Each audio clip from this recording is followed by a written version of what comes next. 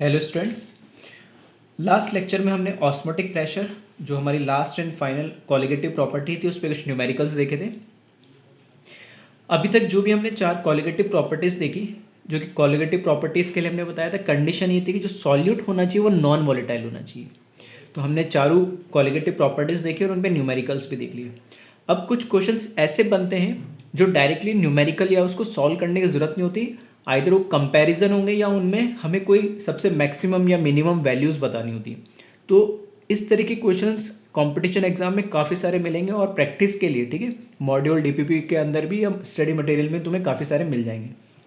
तो इसी को मैंने नाम दिया है prediction of order of colligative properties, boiling point, freezing point and vapour pressure.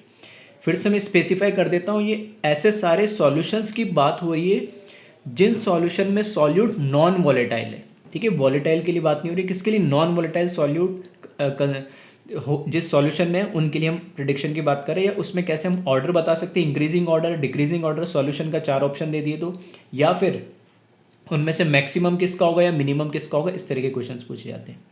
ठीक है, तो हमें पता है कि जो कॉलिगेटिव प्रॉपर्टीज़ है वो कॉलिगेटिव प्रॉपर्टीज़ किस पे डिपेंड करती है? नंबर ऑफ पार्टिकल्स के पे डिपेंड करती है। हम बोल सकते हैं number of moles of solute पे डिपेंड करती है।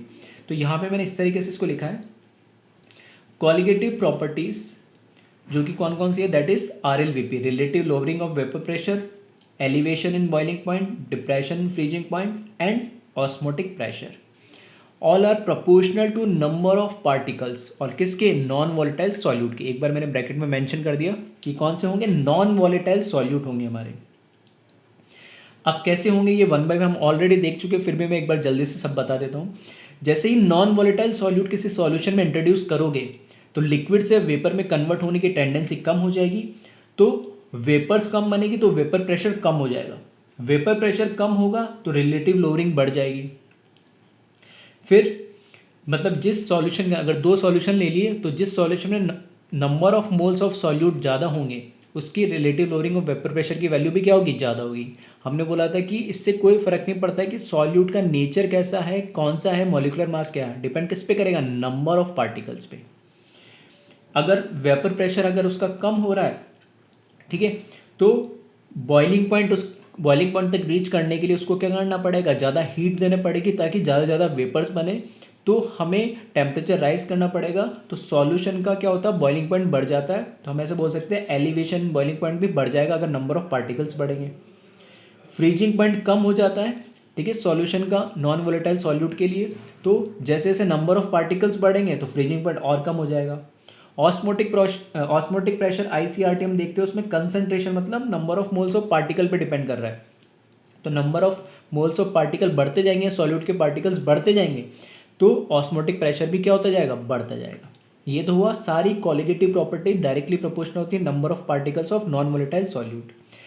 दूसरी चीज फ्रीजिंग पॉइंट, जो कि कोई कॉलिगेटिव प्रॉपर्टी नहीं है, वेपर प्रेशर भी कोई कॉलिगेटिव प्रॉपर्टी नहीं है। ठीक है, ये मैं स्टार्टिंग बता चुका हूँ, लेकिन इनके कंपैरिजन में पूछ लेते हैं। तो ध्यान रखें कि जो फ्रीजिंग पॉइंट है, एलिवेशन इन फ्रीजिंग पॉइंट, क्या depression in freezing point and elevation in boiling point, ये तो कॉलिगेटिव प्रॉपर्टी है, मतलब वो चेंज की बात हो रहा है कि प्योर सॉल्वेंट के रेस्पेक्ट में सॉल्यूशन की बॉइलिंग पॉइंट या फ्रीजिंग पॉइंट में कितना चेंज आएगा, वो चेंज कहलाता है कॉलिगेटिव प्रॉपर्टी। लेकिन मैं बोल रहा हूँ कि सॉल्वेंट का एक फ्रीजिंग पॉइंट है और उसमें नॉन वोलेटाइल सॉल्यूट ऐड करा तो उस सॉल्यूशन का एक फ्रीजिंग पॉइंट है। तो इस तरीके से 3 या 4 तरह के सॉल्यूशन हमें दे देंगे और उनका फ्रीजिंग पॉइंट कंपेयर करने के लिए पूछेंगे।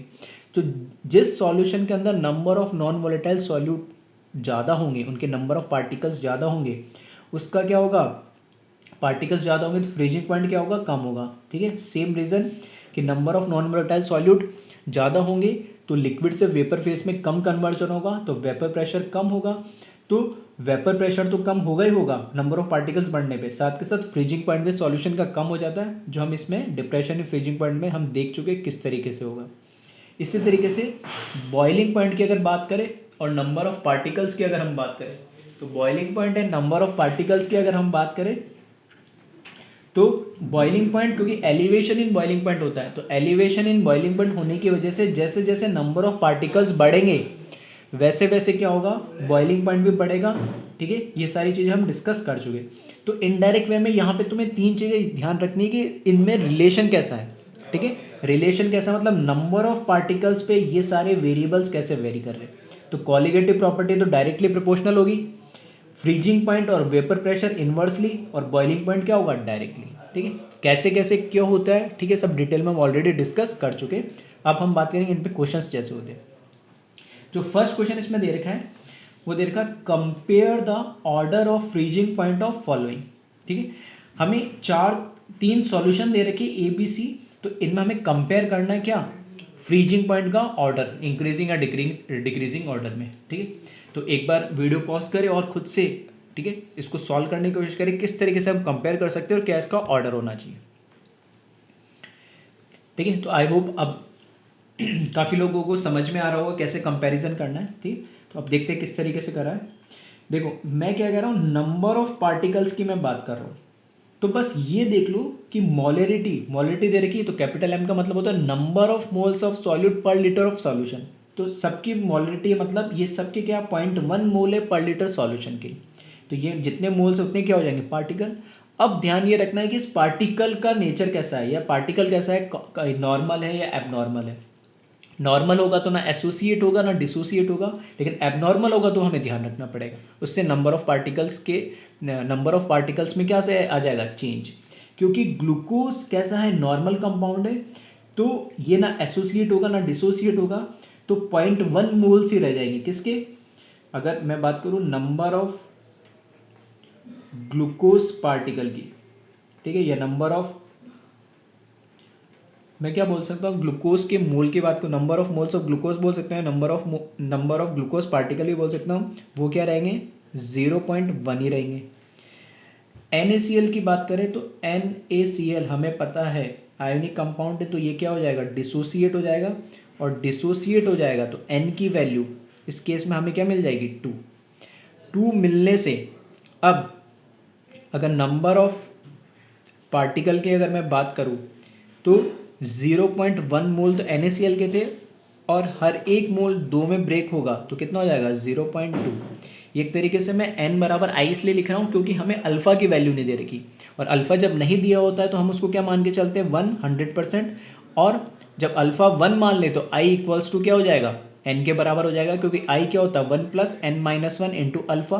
तो अल्फ़ा 1 हो जाएगा, n की वैल्यू तो 2 माइनस वन 1 प्लस 1, तो i इक्वल्स टू n। तो मैंने बोला जब भी अल्फ़ा नहीं दे रखा हो तो जो n होगा वही i हो जाएगा।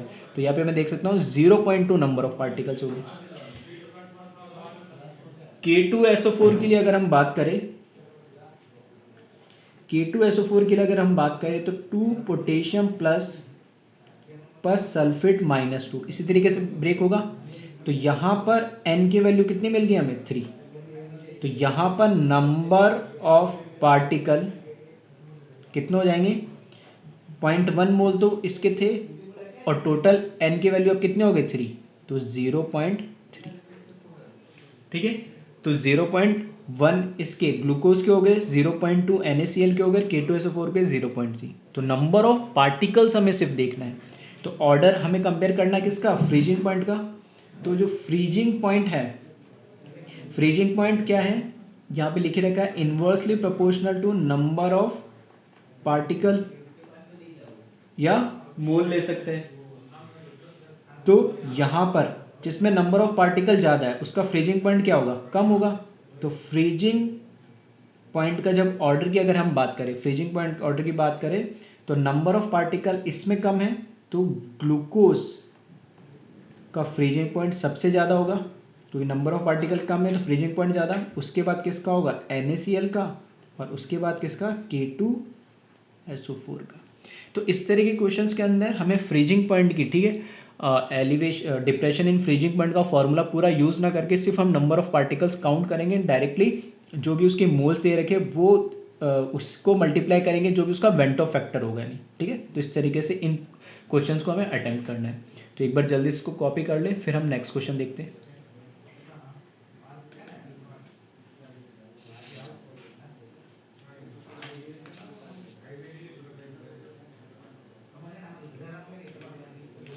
नेक्स्ट क्वेश्चन है among the following which of them have maximum depression in freezing point, ठीक है। हमें तीन ऑप्शन दे दिए 0.4 molar sucrose, 0.2 molar KCl, 0.1 molar Al2SO4 all are equal. क्या इन तीनों सॉल्यूशन का फ्रीजिंग पॉइंट क्या होगा, सेम होगा, ये हमें देखना है।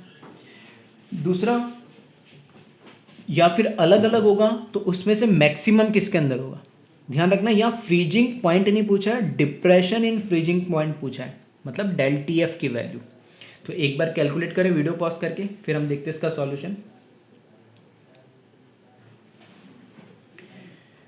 ठीक है, तो आई होप कर पा रहे होंगे इस तरह के क्वेश्चन।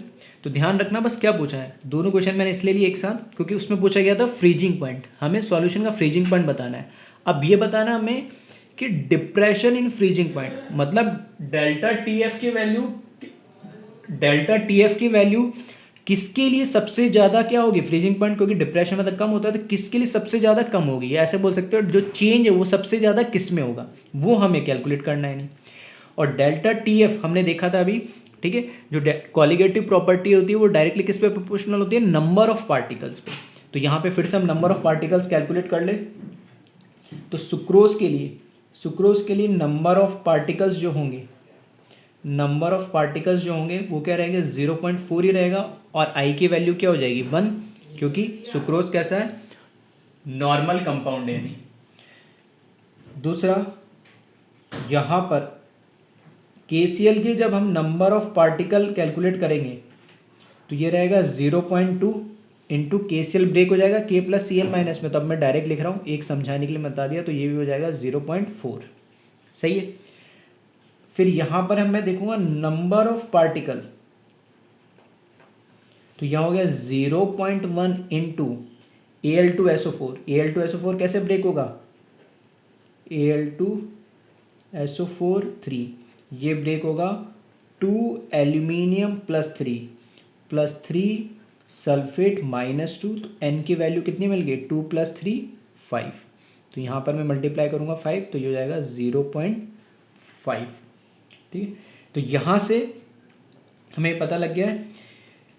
ठीक है, इसी तरीके से K प्लस Cl माइनस के लिख सकते हो, नंबर ऑफ पार्टिकल्स हमें अल्टीमेटली कैलकुलेट करने हैं। तो नंबर ऑफ पार्टिकल्स हमने कैलकुलेट कर लिए, तो जो डेल्टा TF की वैल्यू बची है, डिप्रेशन इन फ्रीजिंग पॉइंट, वो प्रोपोर्शनल होती है किसके, नंबर ऑफ पार्टिकल्स के, या नंबर ऑफ मोल, कैसे भी बोल लो है। ठीक है, तो डेल्टा TF किसके लिए मैक्सिमम होगा, जिसके नंबर ऑफ पार्टिकल्स ज़्यादा होंगे। किस में ज़्यादा है, Al2SO4, इसके लिए 0.5 इसकी वैल्यू ज़्यादा आ रही है, तो डेल TF सबसे ज़्यादा किसके लिए होगा, डेल्टा TF मैक्सिमम किसके लिए होगा, 0.1 मोलर Al2SO4 3।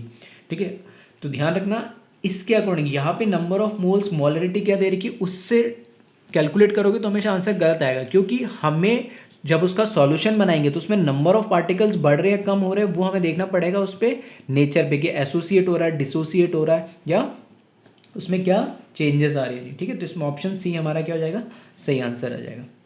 तो एक बार इसको कॉपी कर ले और फिर नेक्स्ट क्वेश्चन है उसको देखिए जल्दी से, और उसको वीडियो पॉज करके सॉल्व करने की कोशिश करें।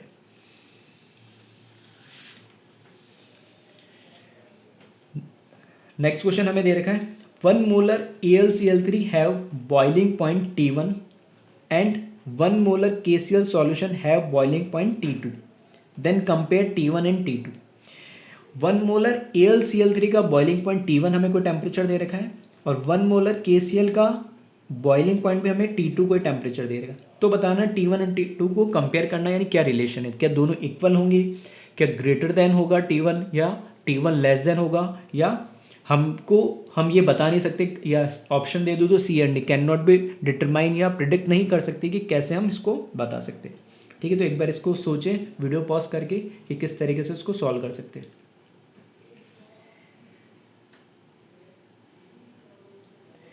ठीक है, तो आई थिंक अब समझ में आ रहे होंगे इस तरह के क्वेश्चंस, और कर भी पा रहे। तो बॉइलिंग पॉइंट पूछा है, तो बॉइलिंग पॉइंट अभी हमने देखा था, बॉइलिंग पॉइंट क्या है, number of particle,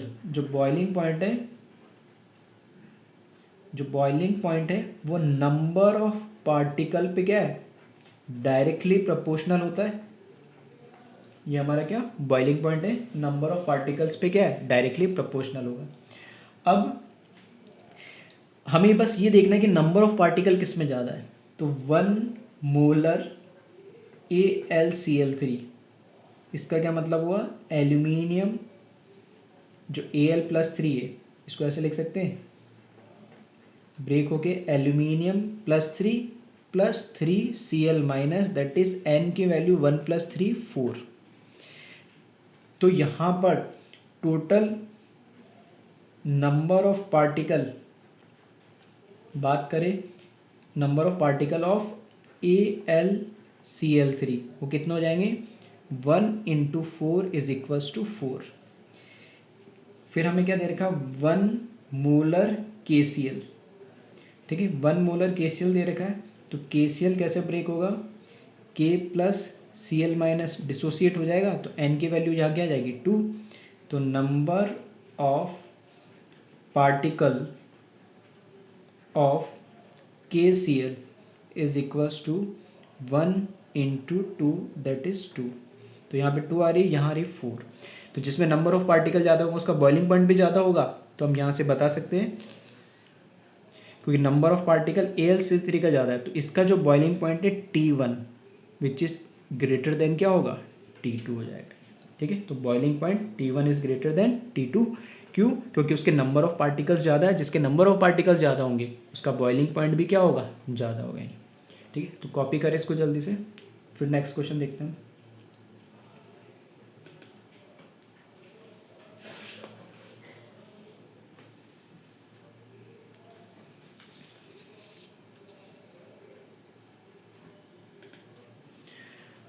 next question दे रखा हमें, the osmotic pressure of 2 molar solution of K4FeCN6 is equals to. हमें बताना है कि ये जो सॉल्यूशन हमें दे रखा है, 2 मोलर सॉल्यूशन दे रखा है हमें इस कंपाउंड का, उसका ऑस्मोटिक प्रेशर इन चार में से किसके बराबर होगा। ठीक है, तो एक बार खुद से कैलकुलेट करने की कोशिश करें किस तरीके से हम आइडेंटिफाई करेंगे, ऑस्मोटिक प्रेशर को कैसे कंपेयर करेंगे कि किसके बराबर होगा। ठीक है, तो आई थिंक कर पा रहे होंगे इस तरह के क्वेश्चन। तो लॉजिक वही है कि जिसमें नंबर ऑफ पार्टिकल सेम होंगे उसका ऑस्मोटिक प्रेशर भी क्या होगा, सेम। या वैसे बोल दूँ जिसमें क्योंकि ऑस्मोटिक प्रेशर क्या है, एक कॉलिगेटिव प्रॉपर्टी, और colligative property is directly proportional to number of particles. तो जिसमें सबसे ज़्यादा नंबर ऑफ पार्टिकल्स होंगे उसका ऑस्मोटिक प्रेशर भी उतना ही ज़्यादा। और अगर किसी का ऑस्मोटिक प्रेशर सेम होगा इसका मतलब क्या है, उसमें नंबर ऑफ पार्टिकल्स भी क्या होने चाहिए, सेम होने चाहिए। ठीक, तो अब देखिए इसमें, अब यहाँ पर हमें पहले इसके लिए हम कैलकुलेट कर ले कि इसके लिए नंबर ऑफ पार्टिकल्स कितने होंगे।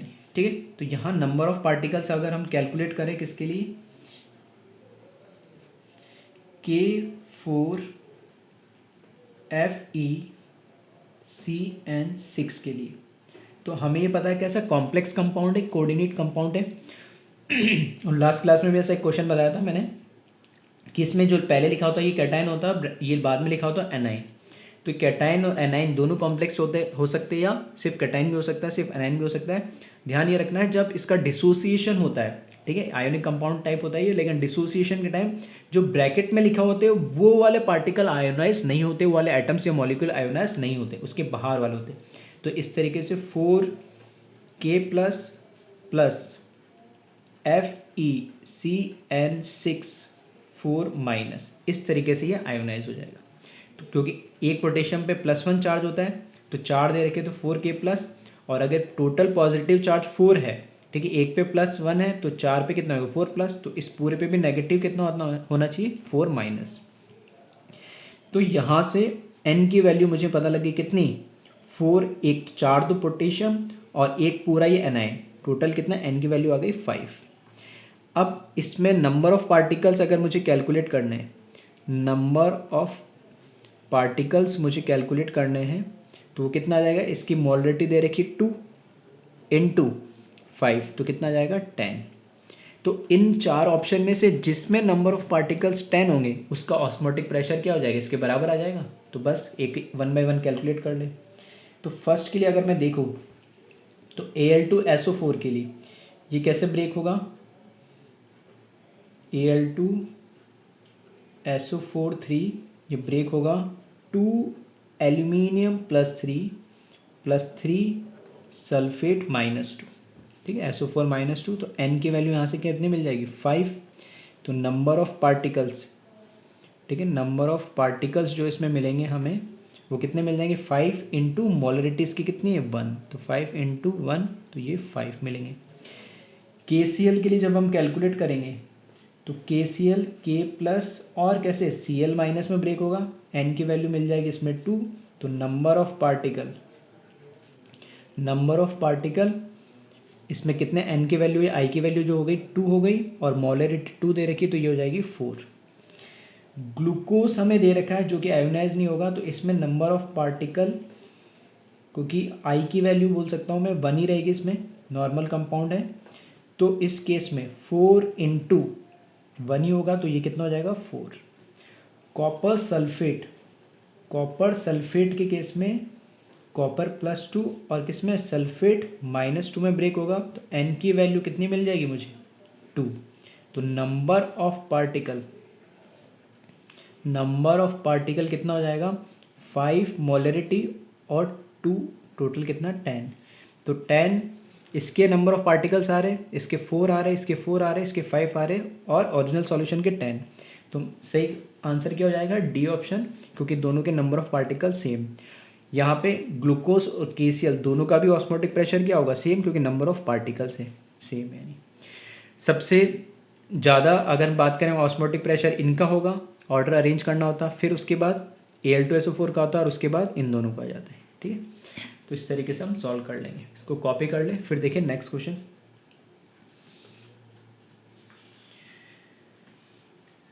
हमें दे रखा compare osmotic pressure of given solution. यहाँ हमें हमें 3 सॉल्यूशन दे रखे और उनकी कुछ वैल्यूज़ दे रखी है यहाँ पर, ठीक है। इस तरीके से नंबरिंग कर देता हूँ मैं 1 2 और यहाँ पर 3 सॉल्यूशन दे रखे। उनका कंसंट्रेशन हमें दे रखा है किसमें %W/V के अंदर, और उनका ऑस्मोटिक प्रेशर की वैल्यू दे दी है हमें यहाँ पर। तो हमें कंपेयर करना ऑस्मोटिक प्रेशर की, इसमें से π1 बड़ा होगा, π2 बड़ा होगा या π3, या इनका ऑर्डर क्या होगा इंक्रीजिंग डिक्रीजिंग किसी भी ऑर्डर में, ठीक है। तो ये भी एक अच्छा क्वेश्चन है, एक बार इसको ट्राई करें खुद से और देखिए कि सही लॉजिक हम लगा पा रहे हैं, इसको सॉल्व कर पा रहे हैं या नहीं, ठीक है। तो आई थिंक कुछ लोग कर पा रहे होंगे इस तरह के क्वेश्चंस। अच्छा क्वेश्चन है, जिन्होंने सॉल्व कर लिया बहुत सही है, क्योंकि वो लोग समझ पा रहे हैं कि किस तरीके से लॉजिक को यूज़ करना है। अब इस केस में हमें क्या दे रखा है, तीन सॉल्यूशन जो दे रखे, एक यूरिया का, एक ग्लूकोज का, एक सुक्रोज का, उनका %W/V की वैल्यू दे रखी हमें, ठीक है। इस बार मोलरिटी नहीं दे रखी, मोलरिटी से हम डायरेक्ट क्या करते थे मोल्स निकाल लेते, तो इसमें मोलरिटी नहीं दे रखी हमें, तो कंसंट्रेशन W/V के फॉर्म में दे रखा है। और अगर मोलरिटी पता लग जाती, मोल्स हमें पता लग जाते, तो वहाँ से मैं कंपेयर कर सकता था कि नंबर ऑफ पार्टिकल्स कैलकुलेट कर लेता। फिर यूरिया, ग्लूकोज, सुक्रोज तीनों ही कैसे नॉर्मल कंपाउंड है, तो ना तो ये एसोसिएट होंगे ना ही क्या होंगे डिसोसिएट होंगे, तो I की वैल्यू या N की वैल्यू तो इनमें क्या रहेगी 1 ही रहेगी। अब यहाँ पर क्या है, जो हमें कंसंट्रेशन की वैल्यू दे रही है %W/V, उसके लिए अब हम क्या करेंगे, 2 तरीके से हम इसमें क्या कर सकते हैं, मोलरिटी या मोल्स को कैलकुलेट कर सकते हैं। तो जो मोलरिटी या हमें जो दे रखी है, ठीक है, मोलरिटी जो हमें कैलकुलेट करनी है, 2 तरीके से कैलकुलेट कर सकते हैं। पहला तरीका तो ये कि जो हमने स्पेशल फॉर्मूले लिखे थे, ठीक है, स्पेशल फॉर्मूले जो मोलरिटी का था, वो मोलरिटी का फॉर्मूला था, हमने देखा था 10 into %W/V divided by molecular weight of solute. एक तो ये फॉर्मूला यूज़ कर सकते हो। इससे होगा क्या कि हमें मोलरिटी कैलकुलेट करनी है, ताकि हमें मोलरिटी पता लगी तो पर लीटर के लिए डिफाइन होती है, नंबर ऑफ मोल्स हमें पता लग जाएंगे, और जैसे अभी पीछे क्वेश्चंस करें वैसे हम कंपेयर कर सकते हैं। तो %W/V हमें दे रखा है, ठीक है, कंसंट्रेशन यूनिट है, लेकिन इससे नंबर ऑफ मोल्स डायरेक्ट नहीं पता लगे। तो यहाँ पर क्या रखूँगा मैं, सबके लिए 10 रख दूंगा, और नीचे क्या रखूँगा मॉलिकुलर वेट ऑफ सॉल्यूट। तो जिसका मॉलिकुलर वेट की वैल्यू सबसे कम होगी, उसकी मोलरिटी की वैल्यू क्या होगी सबसे ज़्यादा, क्योंकि ये तो 10 है ही, %W/V तीनों के लिए सेम है, तो अब डिपेंड किस पे कर रहा है, मॉलिकुलर वेट ऑफ सॉल्यूट पे। तो जिसका मॉलिकुलर वेट सबसे कम उसका मोलरिटी सबसे ज़्यादा, और जिसमें मोलरिटी ज़्यादा का मतलब नंबर ऑफ मोल्स ज़्यादा, नंबर ऑफ मोल्स ज़्यादा मतलब नंबर ऑफ पार्टिकल्स ज़्यादा, और नंबर ऑफ पार्टिकल्स ज़्यादा होगा तो कॉलिगेटिव प्रॉपर्टी है ऑस्मोटिक प्रेशर, तो उस पर डायरेक्टली डिपेंड करेगा नहीं। दूसरा तरीका हमें पता है कि, ठीक है, और दूसरा तरीका क्या है कि हमें ऑस्मोटिक प्रेशर है वो होता है I into C into R into T. आई तो सबके लिए क्या होगा 1, क्योंकि सब कैसे नॉर्मल कंपाउंड है, ये कांस्टेंट है आर, और टी एक फिक्स कॉमन टेम्परेचर पे बात होगी, अलग अलग टेम्परेचर पे बात नहीं हो रही सॉल्यूशन के कंपेयर करें, ठीक है। तो टेम्परेचर सब सेम टेम्परेचर बात करें, तो डिपेंड किस पे करेगा, कंसंट्रेशन। कंसंट्रेशन क्या होती है, मोलरिटी होती है, कुछ अलग चीज़ होती नहीं, ठीक है। और मोलरिटी क्या होती है, मोल पर लीटर सॉल्यूशन। और मोल कैसे कैलकुलेट करेंगे हम, वेट ऑफ सॉल्यूट जिसको हम बी से नाम देते हैं divided by molecular weight of solute M, ठीक है। डब बी सॉल्यूट के लिए यूज़ कर रहा हूँ, तो wait of solute divided by molecular weight of solute. तो यहाँ से जब मॉलरिटी हम चेक करेंगे तो ये तो पर लीटर सॉल्यूशन के लिए सबके लिए होगा, यहाँ पर हम क्या रखेंगे, वेट। अब वेट कहाँ से लाएंगे, इसका मतलब क्या होता है, परसेंट डब्ल्यू बाई वी का। परसेंट डब्ल्यू बाई वी का मतलब होता है कि 100 ml सॉल्यूशन के अंदर कितना वेट है सॉल्यूट का। तो 10% का क्या मतलब है, 10 gram of urea present in 100 ml of solution. आ रही बात समझ में। तो यहाँ से मुझे क्या मिल जाएगा, तो सबका क्या मिला, इसका भी 10 ग्राम, इसका भी 10 ग्राम, इसका भी 10 ग्राम, ठीक है। और सब पर लीटर सॉल्यूशन के निकाल रहे हैं तो वो कोई दिक्कत नहीं, कॉमन हो जाएगा। लेकिन मॉलिकुलर वेट सबके लिए क्या आएगा, फिर से अलग अलग आएगा। तो ऐसे लिख सकता हूँ इसको, W B upon volume of solution divided by molecular weight of solute.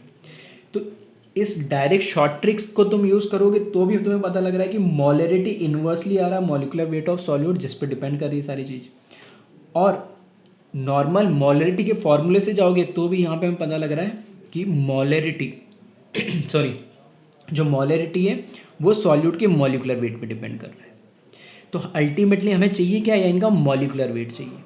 तो इस तरीके से देख लो कि एक कॉलम में यहाँ पर और बना दे रहा हूँ, मॉलिकुलर वेट ऑफ सॉल्यूट। तो मॉलिकुलर वेट ऑफ सॉल्यूट की बात करें तो यूरिया का हमें पता है 60 होता है, ठीक है। ग्लूकोज का कितना होता है 180 ग्राम होता है, और सुक्रोज का कितना होता है 342 ग्राम होता है, ठीक है। सबके मॉलिकुलर फार्मूले में बता चुका हूँ पहले, ठीक है। एग्जाम में क्वेश्चन आएगा तो फार्मूला दिया होगा, परेशान मत होना, ठीक है। बाकी अब ये सबके हमें क्या क्या पता लग गया, मॉलिकुलर वेट। मॉलिकुलर वेट पता लग गए तो अब हम कंपेयर करके बता सकते हैं इजीली कि जिसका मॉलिकुलर वेट ज़्यादा होगा उसकी क्या मोलरिटी कम होगी, यानी नंबर ऑफ मोल्स कम होंगे, तो ऑस्मोटिक प्रेशर भी क्या हो जाएगा, कम हो जाएगा, नहीं, ठीक है। तो यहाँ से हम अगर इसका ऑर्डर डिसाइड करें इंक्रीजिंग या डिक्रीजिंग ऑर्डर में, तो इसका आंसर क्या आ जाएगा, ठीक है। यहाँ लिख दे रहा हूँ मैं, pi 1 is greater than pi 2 is greater than pi 3, ये हमारा आंसर हो जाएगा। पाई 1 सबसे ज़्यादा क्यों होगा, क्योंकि इसका मॉलिकुलर वेट कम है, तो जिसका मॉलिकुलर वेट कम होगा उसका मोलरिटी सबसे ज़्यादा होगी। मोलरिटी ज़्यादा का होने का मतलब मोल्स ज़्यादा, मोल्स ज़्यादा होने का मतलब नंबर ऑफ पार्टिकल्स ज़्यादा, और नंबर ऑफ पार्टिकल्स ज़्यादा जिसमें होंगे तो कॉलिगेटिव प्रॉपर्टी भी उसकी ज़्यादा होगी, मतलब ऑस्मोटिक प्रेशर ज़्यादा होगा। तो ये इस ऑर्डर में हमारा आंसर आ जाएगा, ठीक है। तो ये एक अच्छा क्वेश्चन था, इसको एक बार फिर से ध्यान से सुन ले और समझ ले, ठीक है। और इसको कॉपी करें, फिर हम देखते हैं नेक्स्ट क्वेश्चन।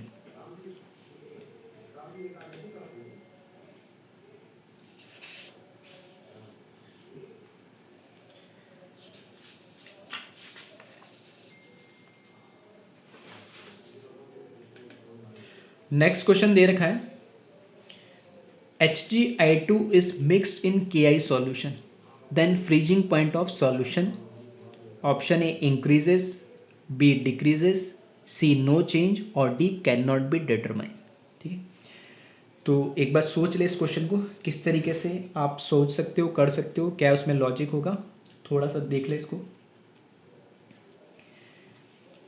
ठीक है, आई होप कुछ लोग समझ पाए होंगे और शायद मैक्सिमम लोगों को पता नहीं चल रहा होगा कैसे इसको हम सॉल्व कर सकते हैं। नहीं, एक हमें कोई केमिकल फार्मूला दे दिया, दूसरे केमिकल फार्मूला दे दिया, दोनों को मिक्स कर रहे तो क्या। तो पहली बात तो जिन लोगों को समझ में नहीं आ रहा कि इस तरह क्वेश्चन क्या है और ऑप्शन देख लिया सी एंड डी, ठीक है, कैन नॉट बी डिटरमाइंड, ठीक है, तो वो लोग बिल्कुल गलत है। सी एंड डी तो इसका ऑप्शन होगा नहीं, ठीक है, क्वेश्चन है तो कुछ तो सॉल्यूशन होगा इसका।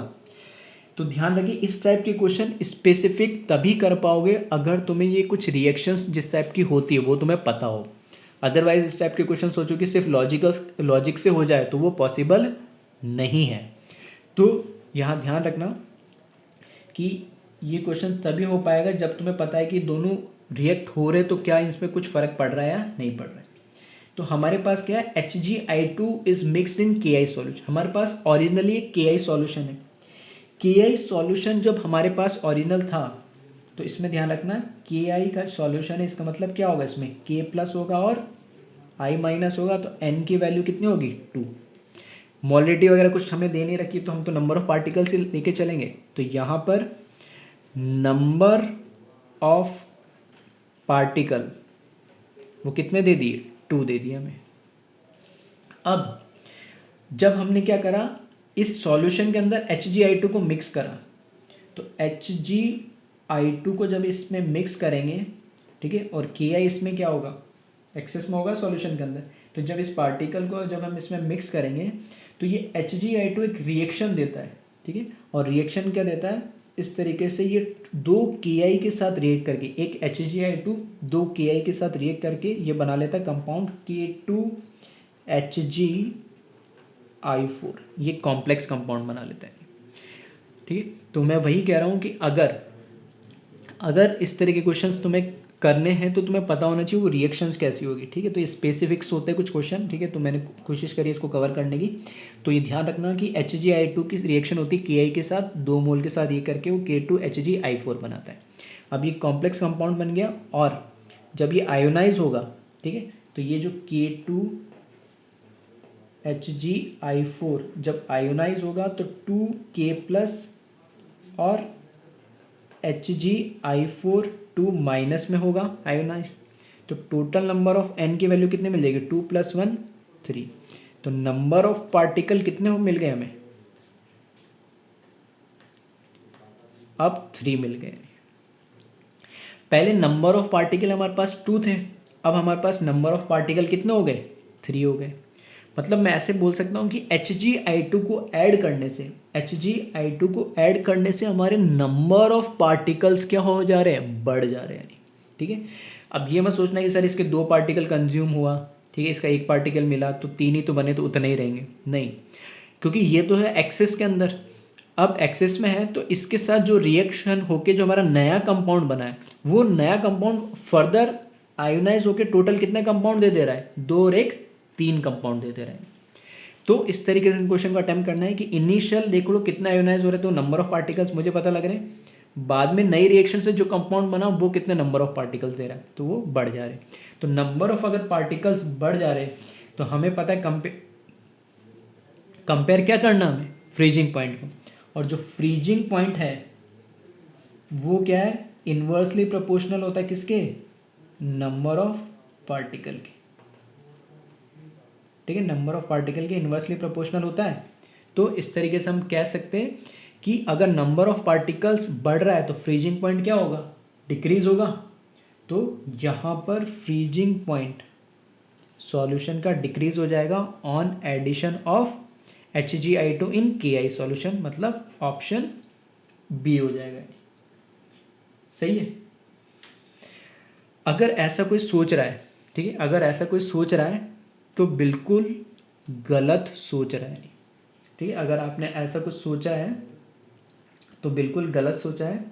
क्यों, अब इसको ध्यान से समझना मैं क्या कह रहा हूँ।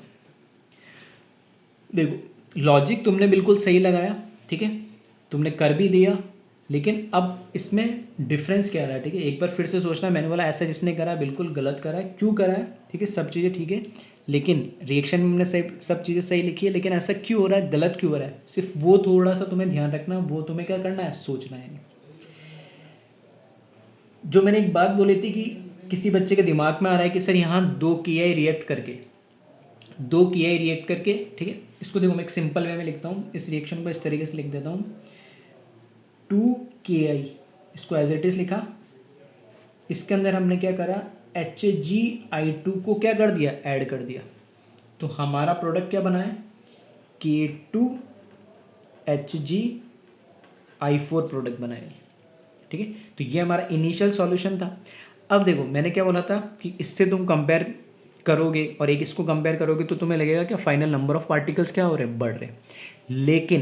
लेकिन हम तो क्या काउंट कर रहे हैं, अगर मान लो इसमें 100 KI है तो टोटल कितना हो जाएंगे, 2 × 100 कितने, 200 KI हो जाएंगे, मतलब 200 पार्टिकल हो जाएंगे, 100 K+K और 100 I-। तो हमें टोटल नंबर ऑफ पार्टिकल से मतलब है, यानी आ रही मेरी बात समझ, टोटल नंबर ऑफ पार्टिकल से हमें मतलब है।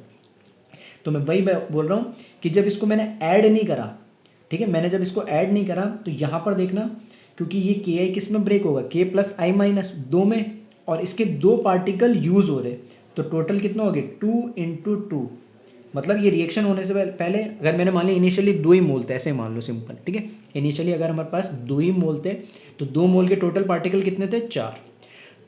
इसका 1 मोल मैंने ऐड करा, तो अब रिएक्शन हो गई, ये मेरा एक नया पार्टिकल बना, और इस नए पार्टिकल के अंदर, ठीक है, कितनी इसकी वैल्यू मिल जाएगी, n की वैल्यू 2K+ में 2 और एक ये anion, टोटल मिल जाएगी 3। क्या मेरी बात समझ में आ रही है? मैं क्या कह रहा हूँ कि यहाँ पर ये हमें कंसिडर करना है कि रिएक्शन होने से पहले नंबर ऑफ पार्टिकल कितने थे और रिएक्शन होने के बाद नंबर ऑफ पार्टिकल्स कितने हमारे पास बचे। और सबसे सिंपल सा, क्योंकि बस मैंने बोला था कि ऐसे क्वेश्चन को करने के लिए तुम्हें रिएक्शन पता होना चाहिए, तो रिएक्शन मैंने बता दी, लेकिन फिर भी अगर तुम उसको लॉजिक सही नहीं लगा पाओगे तो क्वेश्चन गलत हो जाएगा। कैसे कि मैंने बोल दिया इस रिएक्शन के अकॉर्डिंग ही, मैंने बोल दिया कि 2 मोल ही मेरे पास KI प्रेजेंट है, तो 2 मोल के अकॉर्डिंग नंबर ऑफ पार्टिकल कितने हो गए, 4 हो गए। ये मैं क्या लिख रहा हूँ, नंबर ऑफ पार्टिकल में लिख रहा हूँ। तो नंबर ऑफ पार्टिकल कितने हो जाएंगे, 2 मोल जो m मोलरिटी हम लिख रहे हैं, और KI के K+ और I-, मतलब n की वैल्यू 2, तो 2 × 2 4। यहाँ पर क्या है, ब्रेक होगा ये, तो पूरा बनेगा तो क्या, 1 मोल ही इन दोनों को रिएक्ट होने से, और 2 K+ के 2 केटायन और एक ये पूरा anion, तो 2 + 1 3। तो टोटल नंबर ऑफ पार्टिकल पहले 4 थे, अब टोटल नंबर ऑफ पार्टिकल कितना हो गए, 3। मतलब नंबर ऑफ पार्टिकल क्या हो रहे, कम हो रहे। Number of particle HgI2 add करने से कम हो रहे, तो क्या होगा, फ्रीजिंग पॉइंट इन्वर्सली प्रोपोर्शनल होता है, तो क्या होगा, बढ़ना चाहिए। आ रही है बात समझ में? इसलिए अगर किसी ने डिक्रीज कराया तो बिल्कुल गलत है, क्या होगा, इंक्रीज होगा। आई होप, ठीक है, थोड़ा सा मैंने कंफ्यूज करके इस क्वेश्चन को समझाया, लेकिन जो जो कन्फ्यूजन आ सकते थे मैंने सारी चीज़ें समझाने की कोशिश करी है ताकि गलती ना करो, ठीक है। तो इसमें क्या होगा, ओवरऑल फ्रीजिंग पॉइंट सॉल्यूशन का इंक्रीज होगा। इसी पे बेस्ड एक नेक्स्ट क्वेश्चन है, ठीक है, ठीक है, थोड़ा इससे सिंपल है लेकिन है इसी लॉजिक पे बेस्ड, तो एक बार खुद से ट्राई करो उस क्वेश्चन को। और क्वेश्चन हमें दे रखा है, I2 is mixed in KI solution, then boiling point of solution increase, decrease, no change और CND, ठीक है। तो एक बार खुद से कैलकुलेट करें वीडियो को पॉज करके, ठीक है। आई होप कई लोग इस क्वेश्चन को सही कर पाए होंगे अब, क्योंकि इस टाइप के क्वेश्चन मैंने करवा चुका हूँ। और इसकी जो रिएक्शन होती है, ठीक है, ये कई बार देखी भी होगी, रिडॉक्स में मैंने ऐसी रिएक्शन बताई थी या इस टाइप से बताया था। तो इसमें क्या होता है, ठीक है, लिख उसी तरीके से रहा हूँ मैं, KI हमारे पास इनिशियल था, KI का सॉल्यूशन इनिशियल था, और उसमें हमने ऐड कर दिया किसको, I2 को, तो रिएक्ट करके ये बना लेता KI3, ठीक है। तो इसमें जो KI है, तो यहाँ पर मैं देखूँ इनिशियल जो KI था, तो KI का 1 मोल रिएक्ट करता I2 से और बना लेता है KI3। तो इनिशियल में बोलूँ number of particle, number of particle की बात करें तो KI के अंदर तो कितने होंगे, इसका 1 मोल यूज हो रहा है, और कितने K+ और I-, मतलब n की वैल्यू कितनी हो जाएगी, 2, तो टोटल 2 हो जाएगा। यहाँ पर देखिए किसकी बात करें हम, K, ये किस तरीके से हो, जैसे KI जो हमारा है ये आयोनाइज होगा K+ और I- के फॉर्म में, तो n की वैल्यू कितनी मिल गई यहाँ पर 2। KI3 कैसे आयोनाइज होगा, ये भी आयोनाइज होगा K+ और I3- में, और n की वैल्यू अभी भी क्या रहेगी 2। इसके 1 मोल के 1 मोल से I2 रिएक्ट करके इसका एक ही मोल बना रहा है, तो 1 मोल तो ये और 2 ही पार्टिकल N की वैल्यू और ये रहेगा 2। मतलब नंबर ऑफ पार्टिकल्स में क्या है, कोई चेंज आया ही नहीं है। और नंबर ऑफ पार्टिकल अगर सेम है तो उसकी प्रॉपर्टी में भी कोई चेंज नहीं आएगा, वो भले बॉइलिंग पॉइंट हो, फ्रीजिंग पॉइंट हो, या कोई कॉलिगेटिव प्रॉपर्टी हो, या वेपर प्रेशर हो। तो इसका आंसर क्या हो जाएगा, सी, नो चेंज। ठीक है, तो आई होप इस तरह के क्वेश्चंस समझ में आए होंगे किस तरीके से अटेम्प्ट करना है। हमें इसमें कोई न्यूमेरिकल वैल्यूज़ अलग अलग कैलकुलेट नहीं करनी होती। कई क्वेश्चन में न्यूमेरिकल वैल्यू कैलकुलेट करके भी कंपेयर या हम मैक्सिमम या उनमें से मिनिमम बता सकते थे, लेकिन वो टाइम कंज्यूमिंग हो जाएगा और कंपटीशन एग्जाम में हम इतना टाइम दे नहीं सकते हर टाइप के क्वेश्चन में। तो ये एक तरीके से शॉर्ट ट्रिक टाइप मान लो कि इस तरह के क्वेश्चन को हम कैसे बिना कैलकुलेशन के सिर्फ नंबर ऑफ पार्टिकल्स काउंट करके, और कैसे काउंट करना है मैंने काफ़ी एग्जांपल लिए 4-5, उनसे समझाने की कोशिश करिए ताकि नंबर ऑफ पार्टिकल्स हमें पता लग जाए। तो बस हमें रिलेशन पता होना चाहिए, वो एक कंडीशन है कि कॉलिगेटिव प्रॉपर्टी क्या करेगी, डायरेक्टली प्रोपोर्शनल होगी। ठीक है, जो फ्रीजिंग पॉइंट होगा और वेपर प्रेशर होगा वो क्या होगा, इन्वर्सली प्रोपोर्शनल होगा। जो बॉइलिंग पॉइंट होगा वो कैसे, डायरेक्टली प्रोपोर्शनल होगा। तो इस तरीके से अगर रिलेशन पता है, नंबर ऑफ पार्टिकल पता है, तो हम जल्दी जल्दी क्वेश्चन कर सकते हैं इस टाइप की। ठीक है, तो यहाँ पर हम ये चीज़ें सारी खत्म करते हैं। कॉलिगेटिव प्रॉपर्टी, उनसे रिलेटेड जितने भी टाइप के न्यूमेरिकल्स बनते थे हर टाइप को मैंने कवर करने की कोशिश करी है। फिर भी कुछ डाउट या प्रॉब्लम आए तो हम उसको देख लेंगे। अब एक लास्ट छोटा सा टॉपिक हमारा बचा है, सॉल्युबिलिटी वाला। ठीक है, तो एक लेक्चर और होगा हमारा लास्ट, उसमें हम इस चैप्टर को ख़त्म करेंगे। Thank you.